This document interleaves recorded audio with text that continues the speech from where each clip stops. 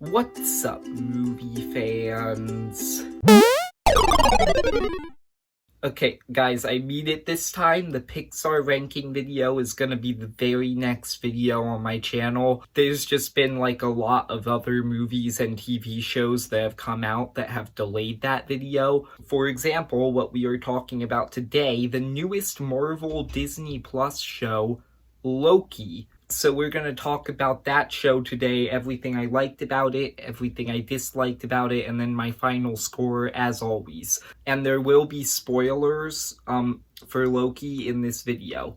Getting into everything I liked about this. This is the only Marvel Disney Plus show so far that I can say I didn't dislike any of the characters in it. WandaVision, I didn't like what they did with Quicksilver. In Falcon and the Winter Soldier, I really didn't like what they did with Sharon Carter. In this show, there wasn't a single character that I didn't like. So let's talk about each of the characters. So first off, obviously, the title character, Loki, or all of the Lokis that we see in this show. I really liked seeing all these different versions of Loki in this show. I thought that, like, episode 5, where they were all together and seeing, like, all of these different Lokis' interactions with each other, that was hilarious.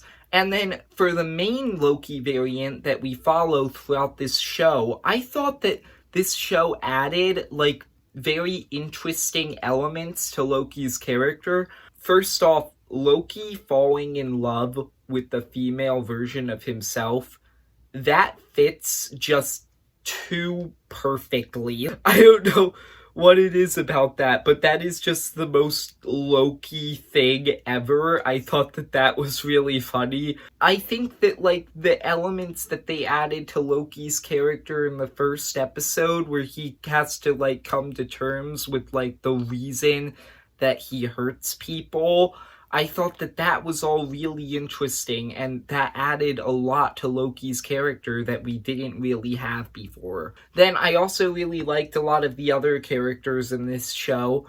Mobius and also Hunter B-15, I think that those two were pretty interesting because, like, their whole arc is that, like, they basically just do what they think is right, and for the majority of the show, they are, like, with the TVA, they think the TVA is doing the right thing, and then when they realize the TVA has been lying to them because they want to do the right thing, they switch sides, and I think that that was interesting. And then also, Ravonna Renslayer, one of the villains of the show, I think that she was an interesting add into that mix too, because she also wants to do what she thinks is right, but when she realizes the TVA was lying to her, she still stands with them because she's like, they must have had a reason. So even though she finds out that they were lying to her, she still thinks that's the right thing. And I thought that was interesting, and that was an interesting contrast to Mobius and Hunter B-15.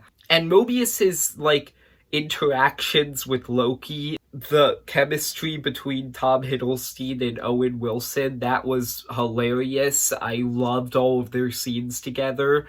I'm going to talk about He Who Remains, or Kang the Conqueror.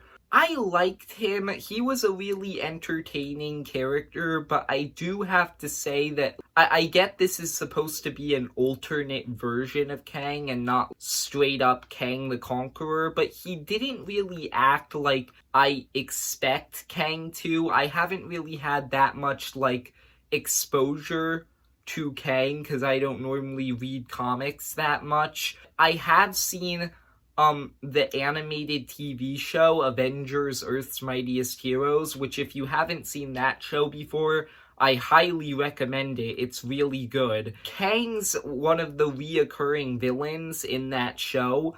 He doesn't act in Loki like he does in that show, so I don't really know which one's closer to the comics, but, like, yeah, I do get that in Loki it is like an alternate version of Kang, so I guess I'm okay with it.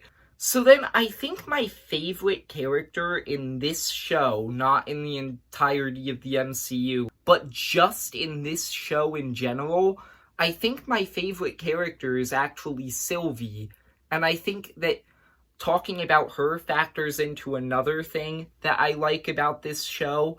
Essentially, in the first 2 episodes of this show, I thought that the variant that they were chasing, who turns out to be Sylvie at the end of episode 2, I thought that was going to be the villain of the show. Then, in episode 3 and 4, you start to realize that, okay, maybe she actually has, like, a good reason for fighting the TVA.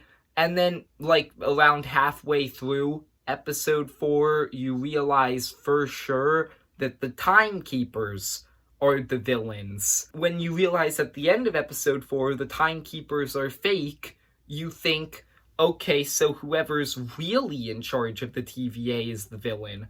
So when you get to the final episode of the show, they find He Who Remains, who's behind the TVA. He brings up the, like, whole thing about how the TVA is doing, like, horrible things and wiping out all of these realities, but it might be worth it to stop the multiversal war from starting and wiping out all of reality. Maybe he's doing this for the greater good. Maybe he isn't just, like, this horrible, terrible villain. But Sylvie, understandably, considering the TVA wiped out her entire reality and she's been on the run from the TVA her entire life, understandably, she's not convinced by that, and she is unable to believe that, because the TVA has been the villain of her story for her entire life, and now she's getting confronted with this idea that maybe it's for the greater good, and she's not able to come to terms with that. And I get that, but at the same time, while you're watching, you're, like, kind of hoping that she doesn't kill He Who Remains, because now you realize that doing that will unleash this much greater threat, and I really like how all of that was done. So when Sylvie does kill He Who Remains, really, by the end of the season, she turns out to kind of be the villain of the show, because she's the one who unleashed the multiverse, which is going to lead to the next big threat in the MCU. It's really interesting how this show makes you switch sides so much, and that's exactly like how you are when you're watching Loki and other MCU movies. So that's just perfect for a Loki show. And yeah, I just really like that element of the show where, like, for the majority of it, you're really not sure where, like, you stand. And then I also really like how this show sets up the future of the MCU.